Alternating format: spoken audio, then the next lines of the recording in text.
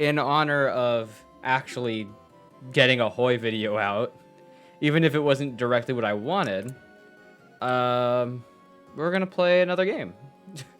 Why not? I just have to decide what I'm gonna play.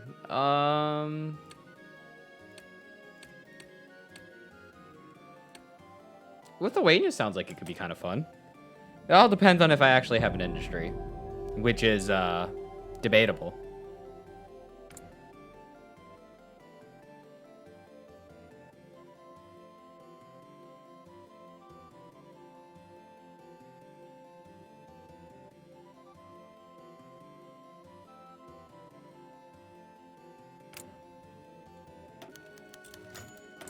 So it is. I don't even know if I've actually ever played Lithuania before.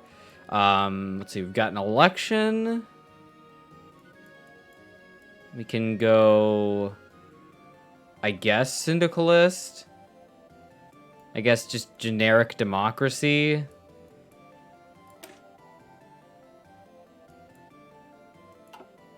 And then this one is, I guess, some kind of militarist path. Okay. Well, this is something more important. This seems like its own thing. Mobilization. All right, well, what can I do first? The only thing I can do right now is a new direction. The Lithuanian army is in utter tatters and is in desperate need of reforms. Soldiers are prone to taking extended leaves, and officers are either undisciplined or simply untrained. As the clouds of war circle around Europe once more, Lithuanian's army stands undoubtedly unprepared. Only through careful and extensive reforms will we modernize our army for the conflicts to come. That gives us max planning and some reforms. Okie dokie. Well, I'm just gonna do that then. Now, usually, for some reason, Lithuania really likes to just revolt immediately. So, I'm not planning to. Oh, welcome, Battle Tank. Welcome to the stream. How's it going? Yeah, we're playing some Kiezarik. I'm just celebrating actually posting one to the YouTube video today. not the best, but it was more just what I've been up to. I haven't played this in a while, so getting back into the swing of things is always a fun time. But we're gonna give Lithuania the try. So usually we would break independent and fight Germany. I think I might avoid that. All right, we gotta read the text. The Kingdom of Lithuania was officially founded on December 11th, 1917, and this declaration was reiterated on February 16th, 1918 by the Council of Lithuania, a body of Lithuanian politicians and public figures elected in the Vilnius Conference during the Weltkreig. The formation of the kingdom was far from easy, however. The declaration split Lithuanian nationalists and forced the Republican-leading Social Democrats out of the council, while it only took until 1919 for the Germans to take the Declaration of Independence seriously. Ultimately, they confirmed Wilhelm von Urach as Midegaus II, the first king of Lithuania since 1263. Yeah, we're not going for Voldemort. I don't like Voldemort. Just not for me. The Constitution of 1920 established Lithuania as a bicameral constitutional monarchy, guaranteeing basic rights such as freedom of speech, freedom of the press, freedom of religion, and universal suffrage. To this day, it remains one of the most liberal constitutions in the Reichspakt. Lacking serious competition, the Christian Democrats have formed the government since the country's inception, while the economy of the country remains dominated by German Junkers and company branches. Oh, Battle Tank, thank you for the follow. I appreciate it. I could probably lower the sound of that somehow. I don't know how to. As long as it doesn't peak, I guess it's okay.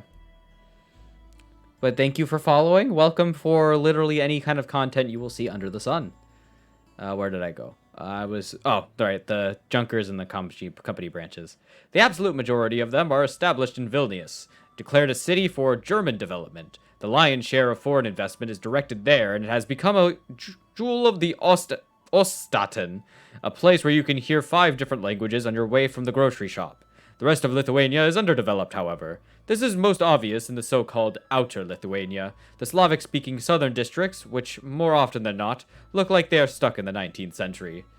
Vytautas II, also known as Karl Gero von Urach, is the king of Lithuania since 1928. The incumbent prime minister is Leonas Bistras, representing the Christian Democrats. More? Memory of the Memel uprisings. Nationalism in Lithuania, briefly quenched by the Declaration of Independence at the end of the Weltkreig, saw a resurgence during the 1920s. The laws of free expression allowed a revival of Lithuanian culture. Numerous nationalist-inclined arts and cultural movements began to appear. The Prussian-Lithuanian philosopher Wilhelmas Storosta, I don't know what that U is, Vidunas, initiated a revival of the old Lithuanian faith, and dissatisfaction with Lithuania's Ostat status started to rise. These nationalists started to rally around the Party of National Progress, the TPP, a minor nationalist party founded in 1916 and led by Antanas Smetona, one of the signatories of the Declaration of Independence, who ended up sidelined after the independence due to his conflict with the Christian democracies. If I need tag recommendations? Okay. I appreciate it. I play this a lot, though there's still a lot that I don't know. I very much play a lot of Austria. That's kind of where my focus is. Let's see. Here we go. In 1928, upon the death of Midigaus II, Lithuanian nationalists sought to take advantage of the disorder and seize Vilnius and Klaipėda. The attack on Vilnius never took place, while the one on Klaipėda became known as the Memel Uprising, or Memel Massacre, resulting in the death of 50 armed militiamen at the hand of the German garrison. Smetona distanced himself from the uprising. The TPP dissolved under the public backlash and reformed the Nationalist Union, while the event became a rallying moment for Lithuanian nationalism. Nowadays, Lithuanian nationalists remain split between two approaches. Those rallied around Antanas Smetona and the moderate LTS believe that it is possible to achieve a second national revival through democratic means. Others have become disillusioned with what they perceive as sham, however. Uniting the most radical and extreme strands of Lithuanian nationalism is the informal movement known as the Activist Front. Oh, there's more. The government of... Oh, actually, if you are here, could you let me know if there's any specific tags Lithuania can go for? Because I'm not really familiar with how it works in the mod. Representing the Christian Democrats, Leonas Bistras is the 5th Prime Minister of the Kingdom of Lithuania, appointed after the election of 1933. A doctor by profession, Bistras is an active member and chairman of the party, and, as expected of the Christian Democrats, a devout Catholic. Since the beginning of his term, Lithuania has experienced economic growth thanks to the growth in Germany and Lithuania's close ties to its economy, as well as education reforms. This economic growth means that the Bistras cabinet is confident in its stability enough to consider projects once seen as nothing but impossible dreams, such as acquiring Lithuania's own port or organizing land reform. Despite this, it is expected that this will be the last time the Christian Democrats had a majority government alone. Minority parties such as the Committee of Poles in Lithuania and the Jewish Labor Bund are growing stronger, and so are the Social Democrats, having recovered their strength after the slump in the 1920s. Finally, the growth of Lithuanian nationalism has culminated in the Nationalist Union becoming a serious challenge to the establishment. Though dismissed as a party of violent radicals, their leader, Antanas Smetona, is committed to achieving his vision through democratic means.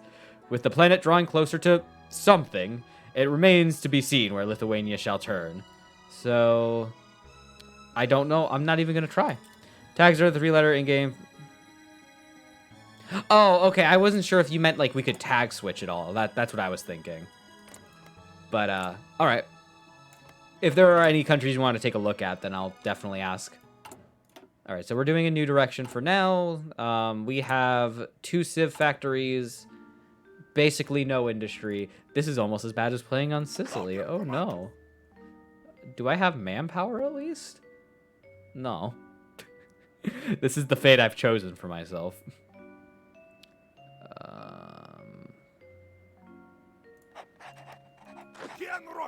Okay, I'm gonna quickly just switch.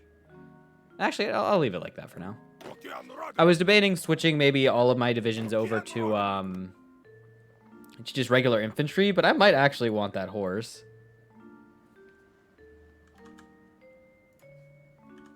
I'll just put this over here.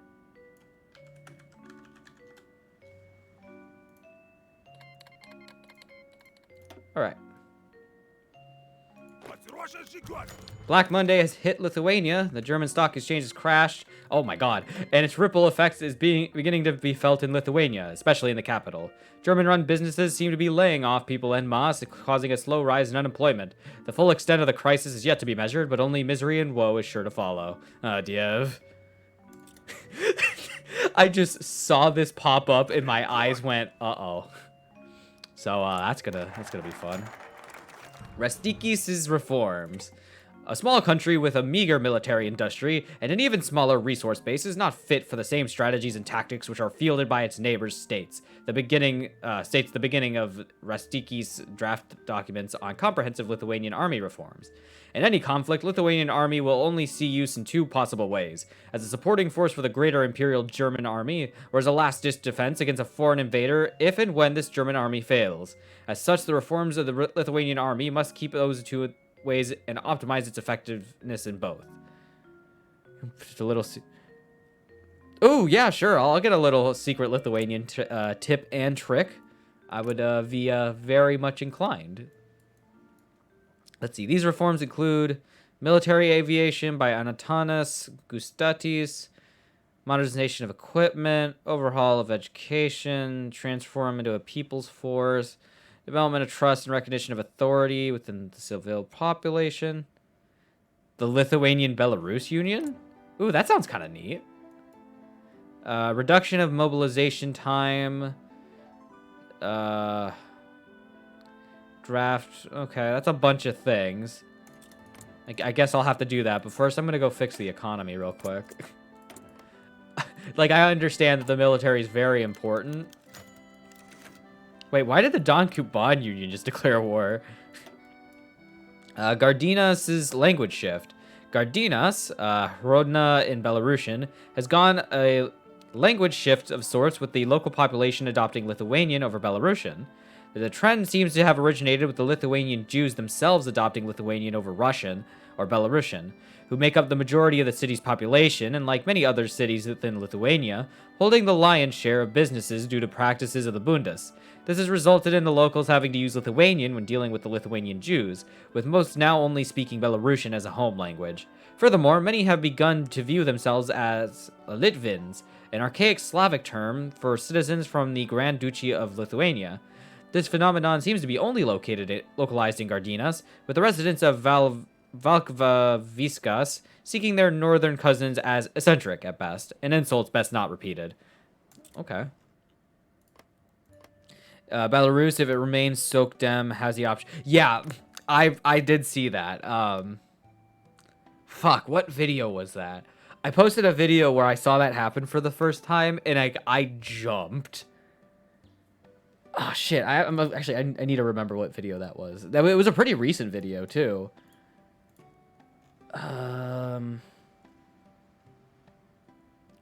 Was it the Shenanigans video? Oh, I think it may have been.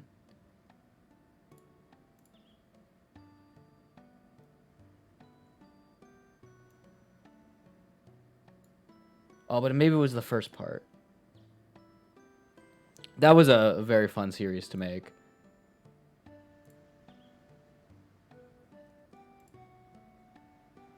Yeah, no, it totally was the Shenanigans video. Hot damn. Yeah, that was so shocking. Like, I came in, I was like, this is going to be a super easy game. We got Belarus, Ukraine, everybody else. And then I just see them switch sides, and it was just so shocking. Let's see. Valka Viskas, the Howling Wolves. The largest southern city within the Kingdom of Lithuania is unique for several reasons. One of those is the city is divided amongst Belarusians, Jews, Poles, with each going by their day-to-day business. Unlike the Lithuanian Jews in the Gardinas, the Jews of Valkaviskas are Polish-speaking and do not have any affiliation with the Bundes. The economy of the city is basically on machinery. No real national movements take place in the city, though many... oh, I think that's socialist. Okay. We're getting a little bit of socialism. Big troubles in Little Bialystok. Bialystok, right? That's how you say that, I think. like the rest of the kingdom, hasn't been spared the brunt of the effects of Black Monday. This has further aggravated tensions between the Lithuanian, Polish, and Jewish communities within the city. This has stemmed from the Jewish businesses being able to weather the effects of Black Monday due to their tight-knit community and Polish-Jewish Bund affiliations. As a result, with many Polish businesses have gone under, and in some cases being bought by their Jewish counterparts, serving as further slap to the face. Many have turned to Stanislaw Narutowicz, the leader of the Committee of the Lithuanian Poles, desperate for some form of relief from the situation. After a short meeting, Narutowicz and other Lithuanian Polish members have stated they will need to return to Vilnius for support, and this could mean a reduction in autonomy in the region.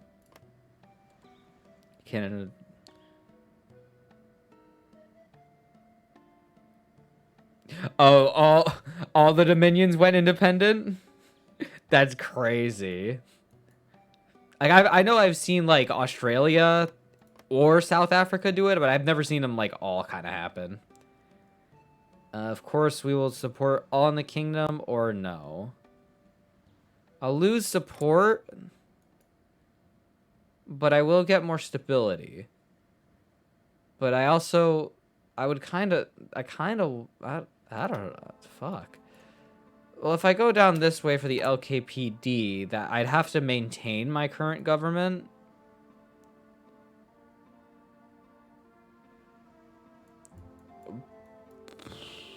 What is the LTS again?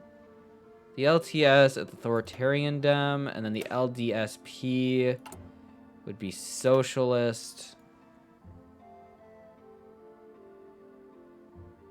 So it looks like either way I would be decoupling from the Germans.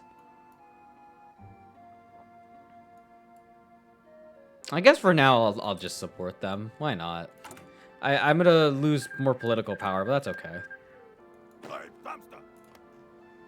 I guess we'll just have to watch how this goes. Actually, wait, can I? I probably could, right? Oh, okay. I'm going to send a horsey. Godspeed.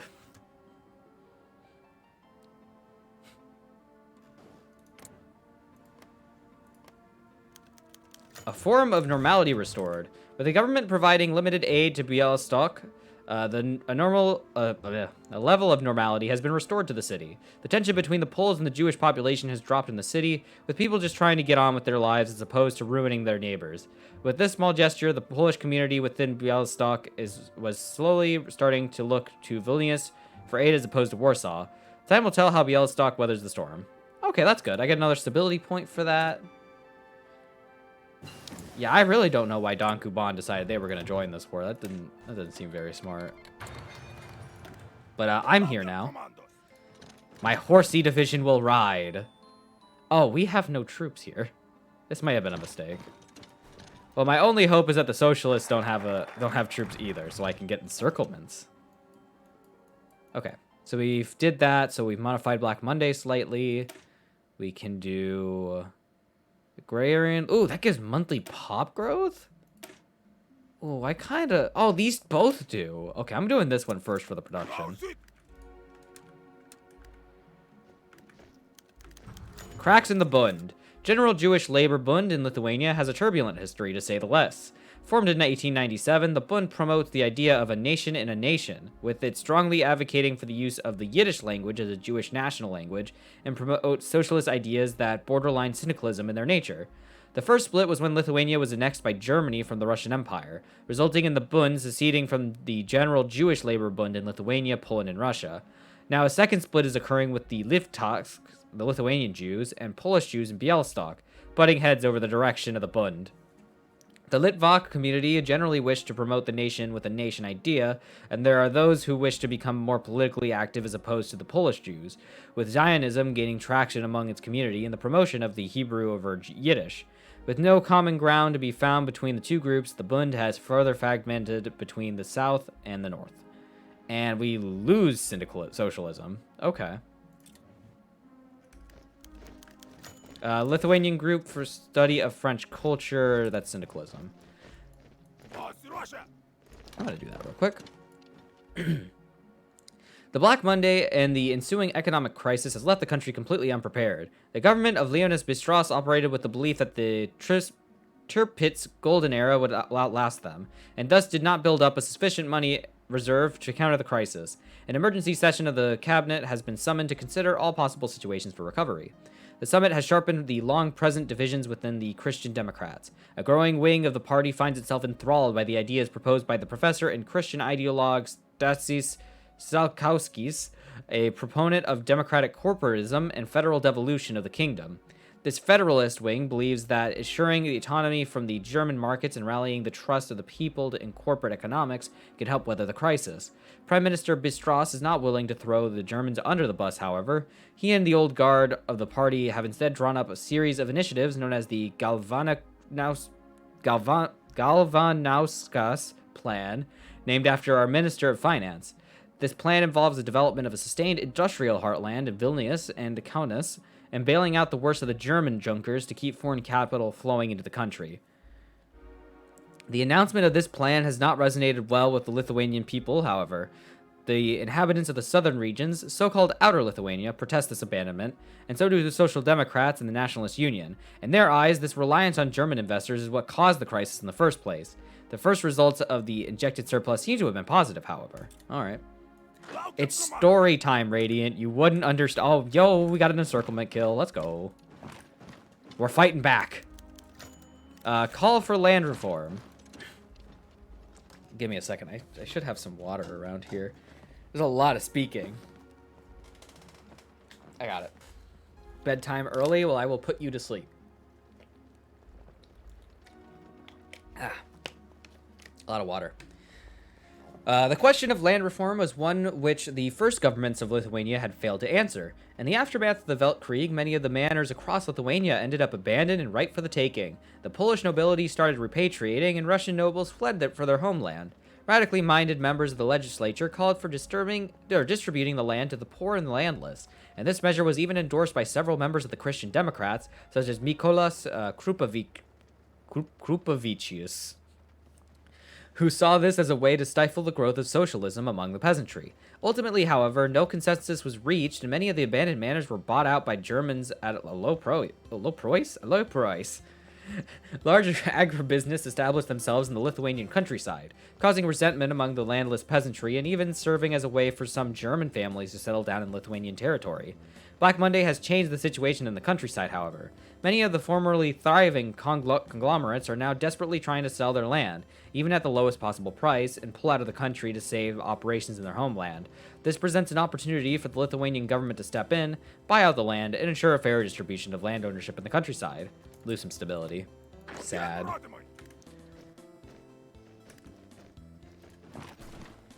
Oh shit. I might have just gotten myself encircled. Yep. Okay, I'm okay. Everything's fine. Wait, I might be able to encircle this tank, though. German investors abandoned Lithuania. The Galvanauskas Plan has not yet yielded the results which the government has sought. German businesses and investors continue abandoning the Lithuanian market. Their companies are liquidating what little assets they have left and are putting their facilities on sale in order to recoup at least some of their losses. Nature does not tolerate a vacuum, however, and other actors are starting to take advantage of this investor flight.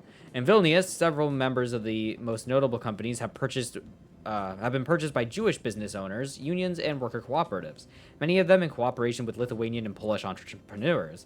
The Jewish Labor Bund in Lithuania, wielding its influence within the community and especially among Jewish labor unions, several of whom it directly operates, helped orchestrate these buyouts.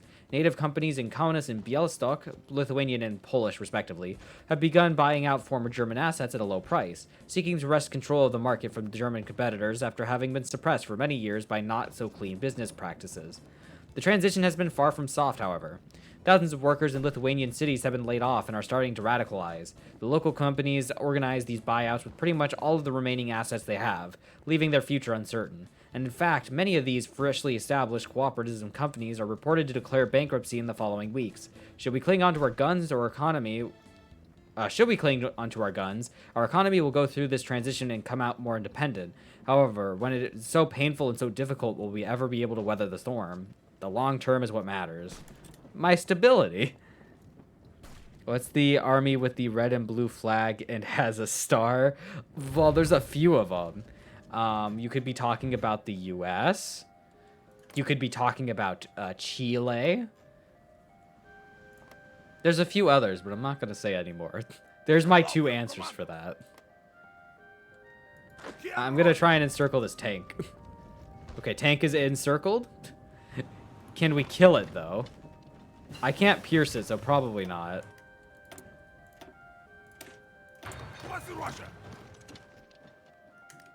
We might lose, but I could kill this tank. Was Bofa... You know what? Understandable. Oh, no, they're breaking out of that. I'm getting out of there.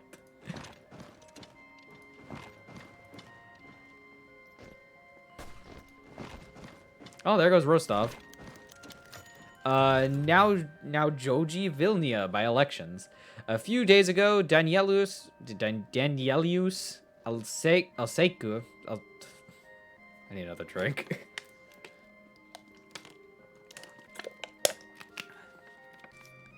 Danielius Alseka, the Santara deputy of the to the Seimas of the Kingdom of Lithuania, has passed away, leaving only a single underage daughter, Marija. According to the electoral law, by-elections have to be held in his constituency, Najoji Vilnia, also known as Novovilechsk. I'm gonna hope I said that right. It is a distant eastern suburb of our capital, Vilnius, inhabited almost completely by Polish and Russian minorities. Traditionally, even the Committee of Lithuanian Poles has hesitated to challenge Alseka in his constituency, as the humble, soft-spoken doctor was beloved by people of all ethnicities in the suburb. With his passing, however, it has enthusiastically put forward Jan Pilsudski, brother of the famous hero of the Polish people in the Weltkreig, as their candidate. Unsurprisingly, he is supported by an absolute majority of the Polish-speaking population, while the Lithuanian parties in the Seimas fear the lockdown of yet another safe KPL's constituency. A plan has been proposed in the headquarters of the Christian Democratic Party to prevent this fate from befalling the Najoji Vilnia constituency.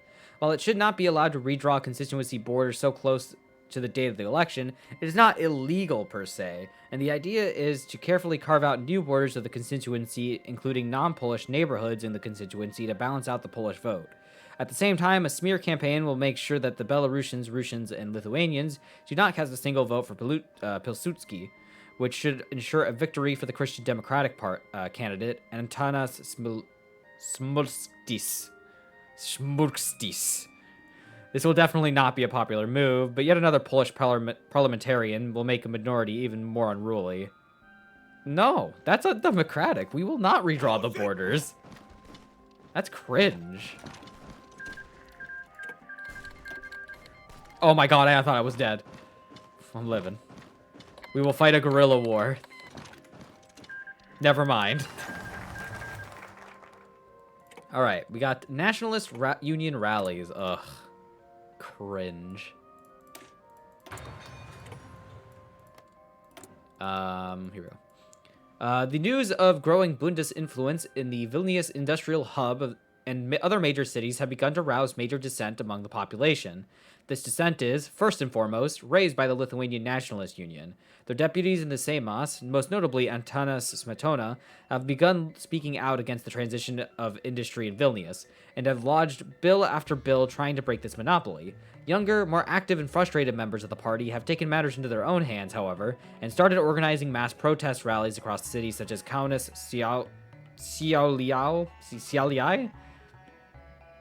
Siauliai, and Vilnius. One of those has to be right.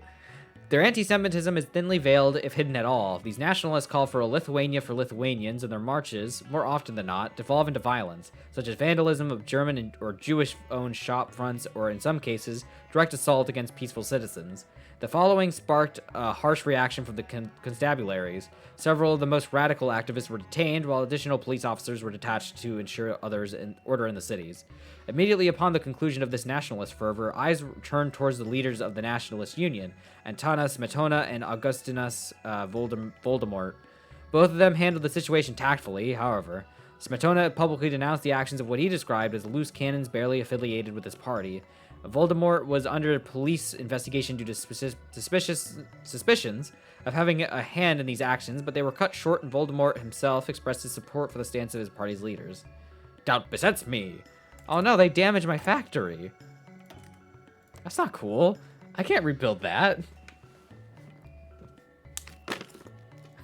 My industry isn't good enough. Wait, I also forgot to do the thing. All right, support struggling workers. I'm not reading that. Laws on sickness funds, which would mandate the establishment of public health insurance and thus allow the government to provide unpaid health care for the worst off members of society. Gimme.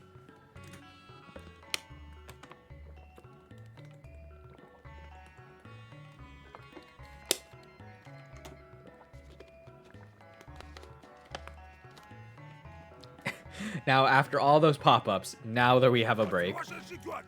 All right, time to send. I'm gonna send the horsey over here now. We're gonna go help. Wait, what was that? Oh, hey, look, it's Australia. Welcome, Australia. Welcome to the stream. How's it go? Oh, I just realized the Baltic blew up. Let's see. To an organic Lithuanian state. Far from all Lithuanian Catholics are aligned. Far from all Lithuanian Catholics are aligned with the Christian Democratic Party, its stated goals and vision, or even its support for democracy. A growing new generation of religious activists and intellectuals concentrated in movements such as the Catholic youth journal Naujoji Remuva, having forgotten the long struggle of the Lithuanian nation before the Weltkreig, see it for what it is, a state shackled by petty politicking, German domination, and social injustice. The ideals of this movement are most expressed in the works and activities of Antanas Masina? Hi there, Karstack. Welcome to the stream. Welcome to us playing some Kaiserreich as Lithuania. Hope you're ready for a fun story time. Let's see.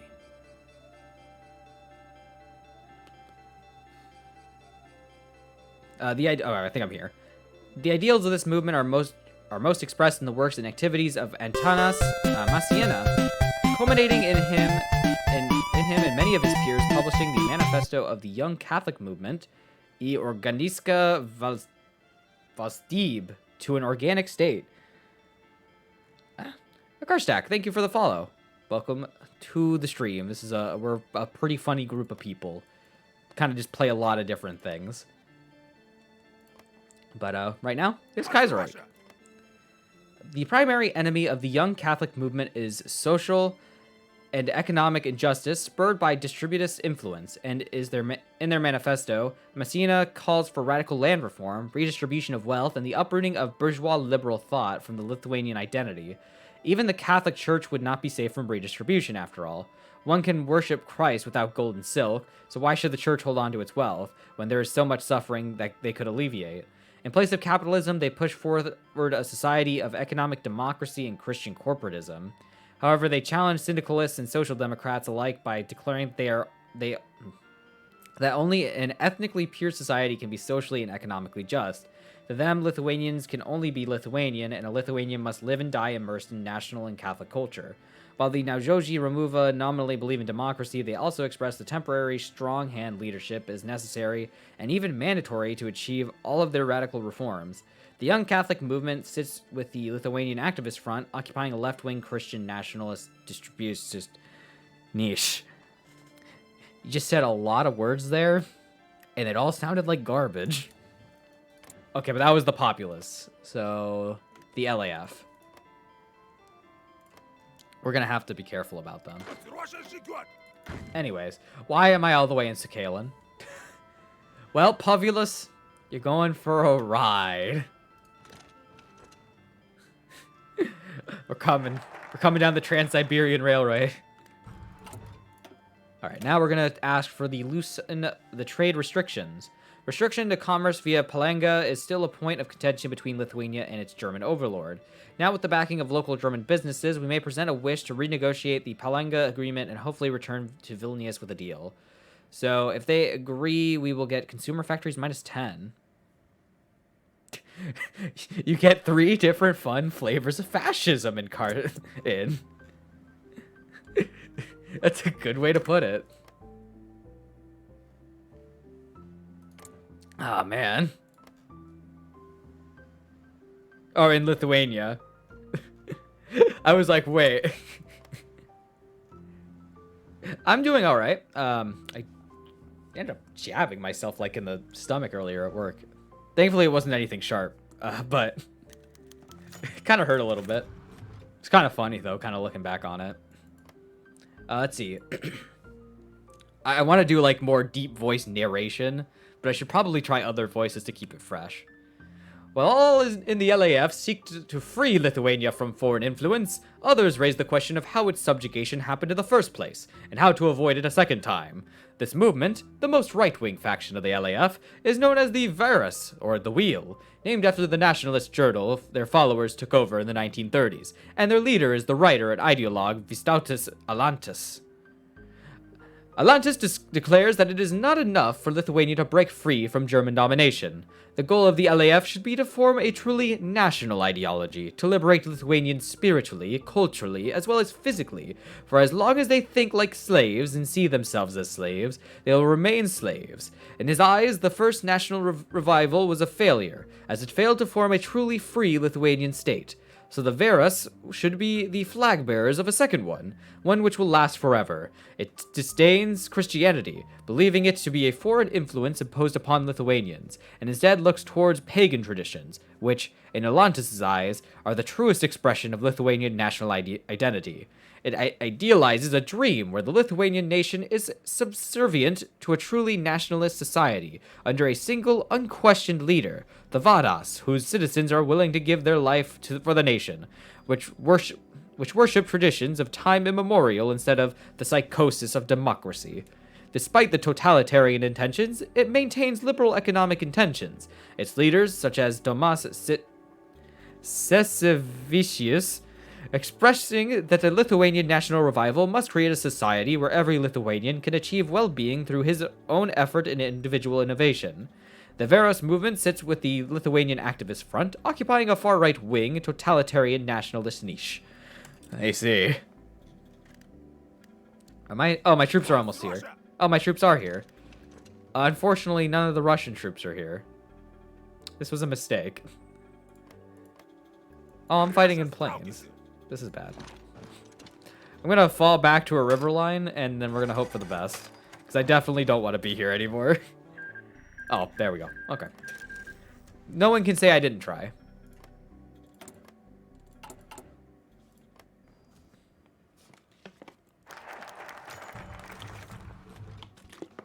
The Planga Agreement.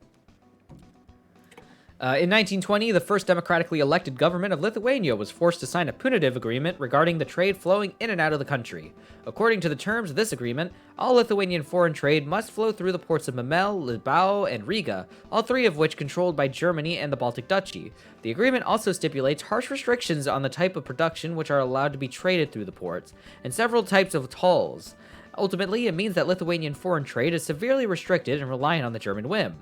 One of the campaign promises of Leonis Bistros and the LKDP was to renegotiate the agreement and carve Lithuania out a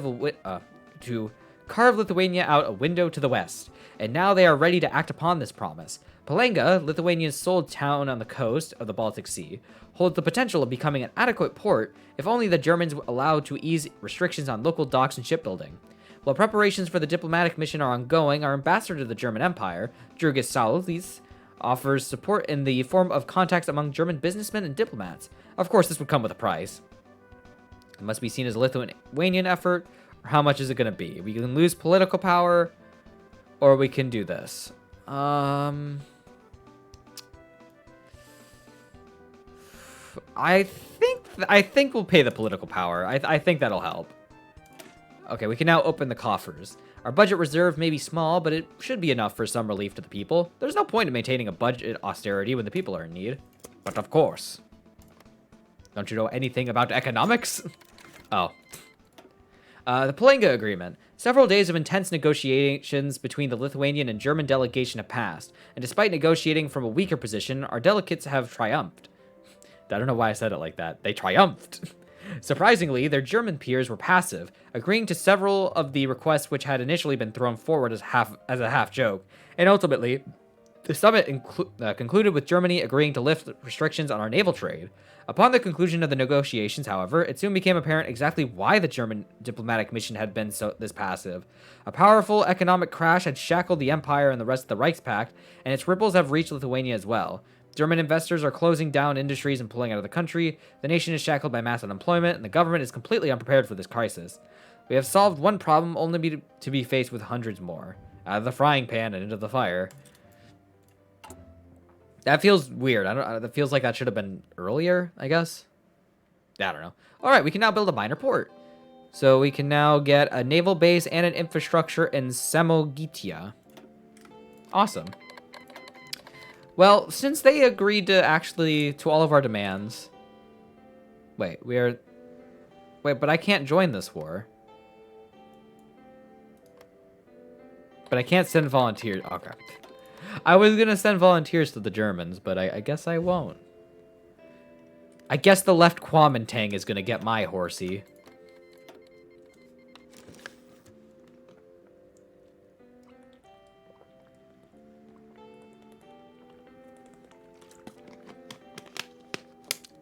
There's a quick hydration break for everyone else. Make sure you got a thing of water, keeping yourself hydrated.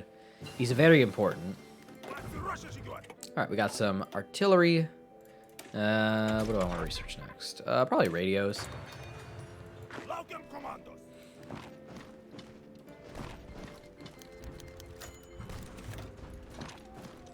The History of Lithuania, edited by a young historian, Adolfas Sapoka.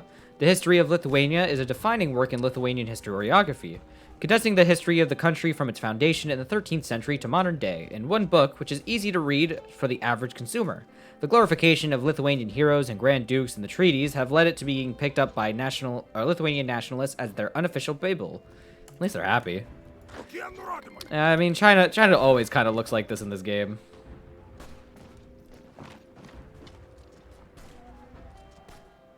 At least can help try and clear out some of these pockets. I'm glad that all of my horses are very, like, comfortable going on boats. It'd be kind of hard to send these cavalry divisions all over the place if they weren't. Alright, coffers have been opened. Let us do one of these. Let's see if we can get some steel, which I think would be helpful. It would be very helpful. Remove German economic dominance. Or we can do northern regions of the country, which is building. We're going to do the steel industry first, because we're going to get 8 steel immediately, and we can build some highways and stuff. So, steel industry cooperatives. Lithuania has little heavy industry, as it would hardly pay back for any daring entrepreneur investing in it. However, orchestrating the creation of a state-owned cooperative of companies would grease the wheels significantly. Yes, of course. That's what it would do. Alright, we got the pocket. Could send these troops up to the north. Those pesky Lithuanians are up to or Romanians are up to something.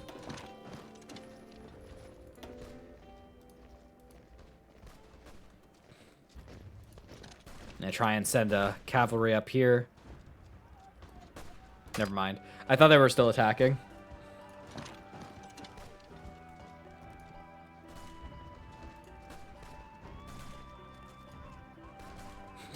Don't mind the Lithuanian horsey going on a little tour of China. Everything's fine. I'm just gonna go to Nanjing.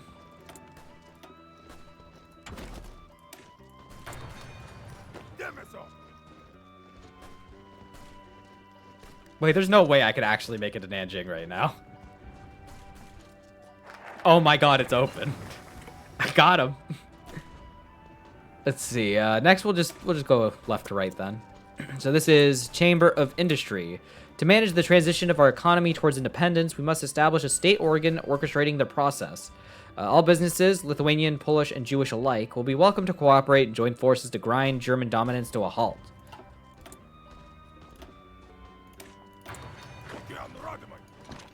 Okay, we're gonna go for Bengbu now. My horsies have crossed the river. I'm gonna see if I can't, like, counter-encircle this. This might work. It kind of worked. Support the Yeah, we'll send a shipment of grain. It's the, I think it's Yunnan. They're in the middle of a famine. A bad time. Or is it Sichuan? It's Sichuan. They're in a major famine. Let's see. Nationalist marches continue.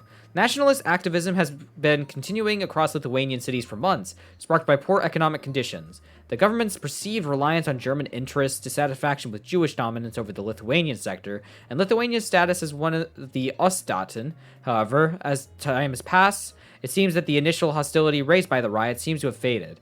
No more cases of violence or vandalism are being reported, and even some of the most unsavory slogans have been dropped in favor of more moderate ones, though they still call for expanding Lithuanian autonomy and assuring Lithuanians as the superior ethnicity in this kingdom.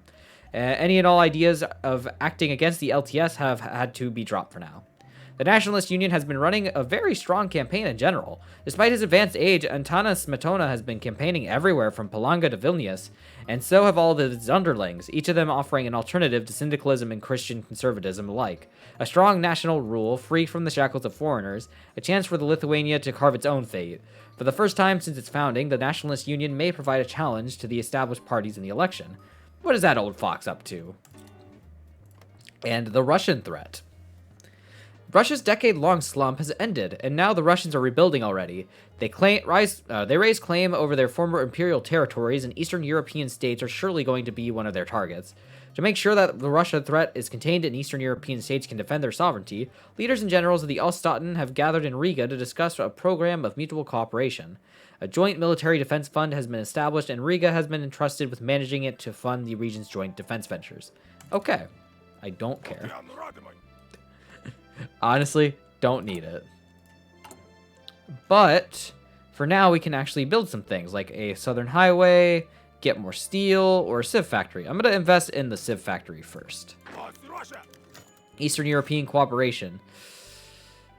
I guess. Estonia has joined the Reichspakt. Oh, we did it! Alright, the left commentating won. I mean, I got the Shandong Clink in the north. That'll probably be a thing. But that's a victory. It's a start. I just realized Spain's been in their civil war. I probably should do something about that. Oh, Belgium's independent as well. I don't like how that guy looks. Let's see, Viktor Alter, a new leader of the Bundes. Arkady Kramer, the longtime leader of the Jewish community in Lithuania and a rightful bearer of the title Father of the Bund, has passed. His contributions to the Bundist movement and the left-wing movement in the Russian Empire in general cannot be understated, and neither can his efforts to re-establish the General Labor Bund in Vilnius after the end of the Weltkreig. At the end of his life, he has seen the Bundes achieve the apogee of its power in Lithuania thanks to Black Monday, and could give away the reins of the organization in peace. His successor is Viktor Alter, a youthful Jewish labor activist and leader of the left wing of the Bundes. Viktor Alter immediately took the Bundes in a new direction. While his predecessor was wary of involving the Jewish community in politics and instead opted to just endorse policies most beneficial to their members, Alter is a strong supporter of the Social Democrats Party and an opponent of the growing current of anti-Semitic nationalism. This has culminated in an official agreement between the LSDP and the Bundes. The Bundes has offered its funds to the Social Democratic campaign and agreed to a coalition ticket. Several Jewish labor leaders shall stand under the Social Democratic banner in their constituencies, and all Lithuanian Jews are encouraged to support this joint ticket in the next election.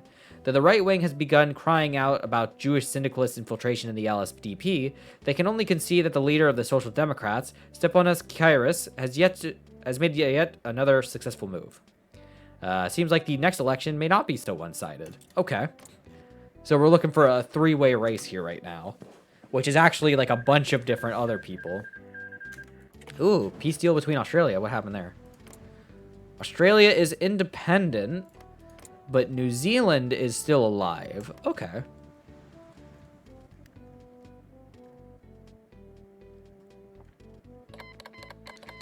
The Lingguang and the Guangxi. Okay, that's in the south. Instead of sending that, I'm going to send my troops over to Spain. These horses have seen some things. All right, and next up we got Northern Land Fund. The northern regions of the country have a lot of vacated land and factories now abandoned by Germans. We must establish a land fund to distribute it to the people who will be able to use it best. Please stop. Please stop with all the reading. Despite the successful groundwork of Lithuania's recovery from Black Monday laid, Prime Minister Leonis Bistras has not managed to escape getting under fire by his own peers. Faced with successful campaigns from the LSDP and LTS alike, an emergency meeting of the Christian Democratic Party has been held to formulate a response. In the meeting, the Prime Minister was blamed for an inability to predict an economic downturn and failing to prevent the party rivals from taking advantage of the downturn. Bistras tried to defend himself to the best of his ability, and ultimately, as the sudden new speaker declared, the blame rests on everyone's shoulders. Decades of unchallenged leadership have left the party complacent and unwilling to present something anew. The speaker was Stasys Salkauskis, a Lithuanian professor and ideologue, the founder of democratic federal corporatism in Lithuania, which he dubs the optimal system. It's optimal. I meant to do that, and I totally lost where I was. There it is. Though he has only been a member of the party for a few years and only entered politics recently, he had already gathered a strong base of support from young, active members of the party. Salkauskis presented the tenets of his program, called for a corporatist, integral economical and political system, and reconciliation with Lithuania's numerous ethnic groups under a federal democratic government. The ultimate goal of the optimal system would be a nation where all of its members can live up to the Christian teachings and values, where everyone's voice is heard in the government, and where everyone knows they contribute to a greater whole. Lacking the stamina or the charisma to try to sway the mass of the party back to the old guard, Bistras opted to concede, allowing Salkauskis to speak for the duration of the meeting. Democratic integralism? Impossible. Well, through all of this guy is just sitting here.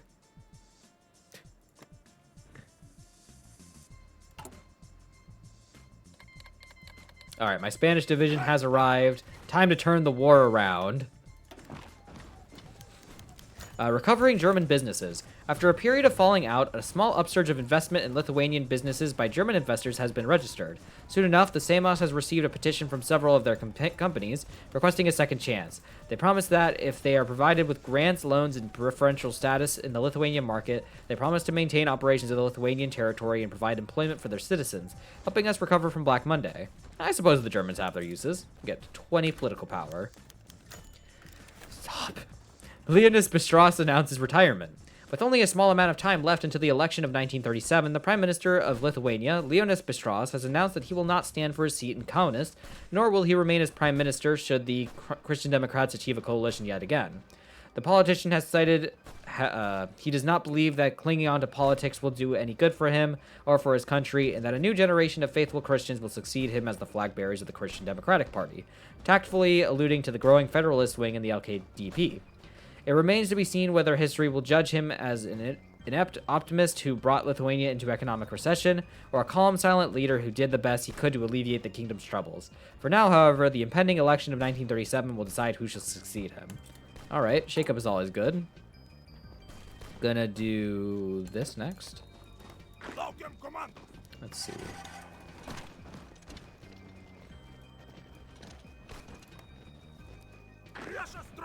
We just keep a little bit of pressure. Maybe we can work down the coast.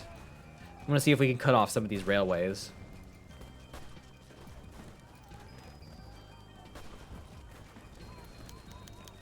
Komitet Polakov na Litvai. That sure is. Compared to the other ethnic minorities in Lithuania, the Poles are the most politically active, organized under the banner of the Committee of Poles in Lithuania, the KPL or the LLK. The party was initially founded as a nonpartisan union of candidates in 1920 by Polish landowners, intellectuals, and businessmen to campaign for their rights. Since then, it has consistently scored the districts in the Białystok region and Polish-majority neighborhoods in Vilnius, such as Najoji Vilnia.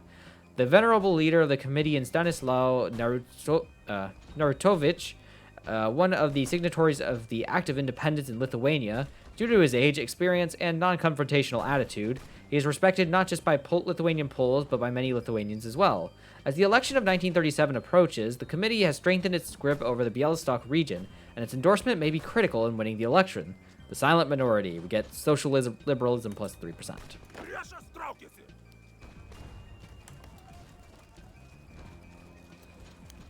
The Lithuanian Temperance movement. The Lithuanian nationalist revival in the second half of the 19th century is indistinguishable from its native temperance movement. Started by Bishop Motiejus Valent... Guys, I swear, I'm just... This is not me right now. Some of these are just a little spaghetti. Motiejus Valentius in 1858. It grew to encompass the majority of Lithuania's peasant population within only a few years before it was cracked down on by Tsarist Russian authorities. Let's see. It is widely considered to be a seminal event in the growth of the Lithuanian national revival, as it was started with nationalist intentions in mind, to improve the economy and people of the country, to promote Catholic ideals, and to stand against the prevailing Tsarist policy to turn a blind eye towards alcoholism, in order to keep the populace intoxicated and thus easy to control. The priesthood of Kaunas refounded the temperance movement in 1908 in the form of the Lithuanian Catholic Temperance Brotherhood. Since then, it has been an important mass movement and pressure group in Lithuania, or Lithuanian politics, uniting over 60,000 members as well as maintaining close alliances with other Lithuanian religious organizations. An idea that has raised to promote this brotherhood further and use it as a tool to indoctrinate the populace with Christian ethics and beliefs, temperance being one of them. No? Or what's wrong with the fuserings? I'm okay with getting the political power. I kind of need it to do all these fun building things. Like, I can get more infrastructure, another sieve factory. The Polish dilemma. In an election as close as intense as this one, even the smallest endorsement may be critical in tipping one of the competitors over the edge. This time, it is the turn of the Committee of Poles in Lithuania to be this kingmaker. The current neutrality in the election has seen both in the Social Democrats and the Christian Democrats vying to get their attention. Of course, the Nationalists are uninterested in such an idea entirely. The Social Democrats have long been endorsing the idea of pluralism, granting wide cultural autonomy to all of the ethnic groups within Lithuania, promoting multiculturalism and socialist internationalism. And though most of the members of the committee are put off by the idea of syndicalism or even democratic socialism, the idea of pluralism eludes them. Stanislaw Naruto has received a personal phone call from Steponas Kairis, the leader of the LSDP, offering cooperation in the electoral campaign and a coalition afterwards. However, the Christian Democrats have not been any less active enticing the Polish vote.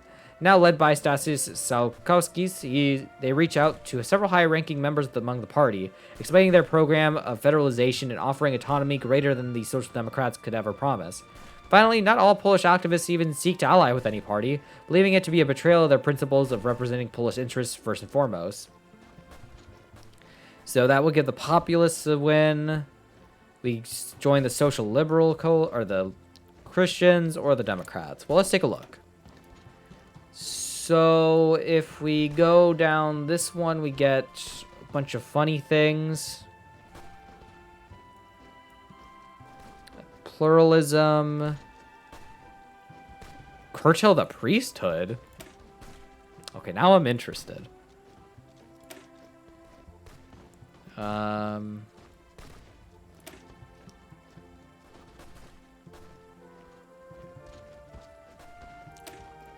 So we could do that if we go down the Democrats, or the Social Democrats.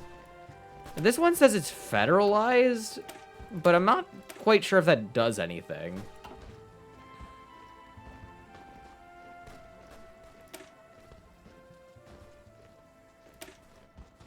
Three House Seimas?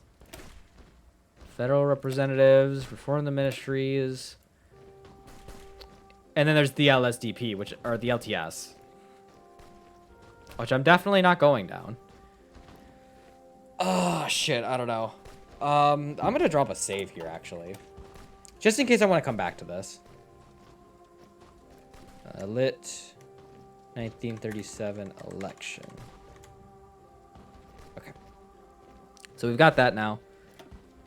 So what I'm going to do is I'm going to give it to the Social Democracy, or Democrats. And we're going to go from there. But first, I'm going to fix the economy. Float the Lithuanian mark. We must unbind the Lithuanian mark from the Reichspakt in order to allow us to inflate our currency and thus foster demand. At least that is what the economists explained this would do. So we'll modify Black Monday. So we now have the new Seimas. The next Seimas election will surely be the most defining one in Lithuanian history. Even without Black Monday crisis at hand, the LSDP and LTS have both grown powerful enough to challenge the LGBT hegemony.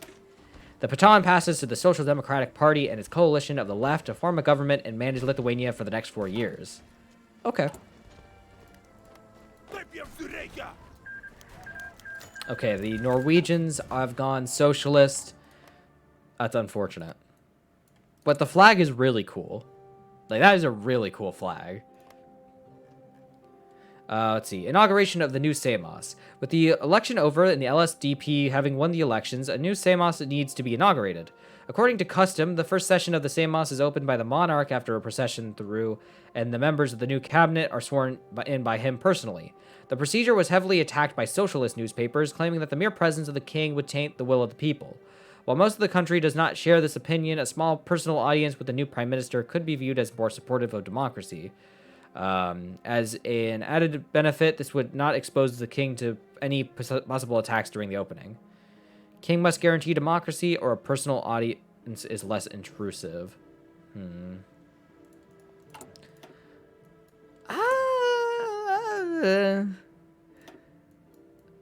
That's kind of what I'm thinking.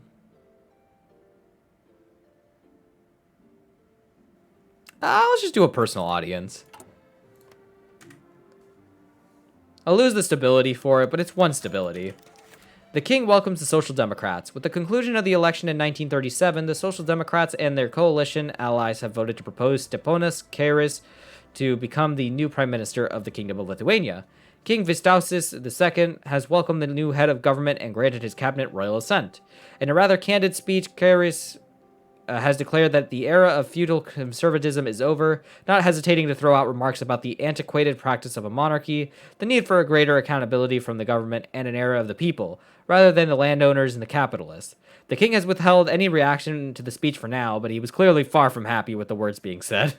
May God protect the king. Well, I mean, that just seems like a personal problem to me.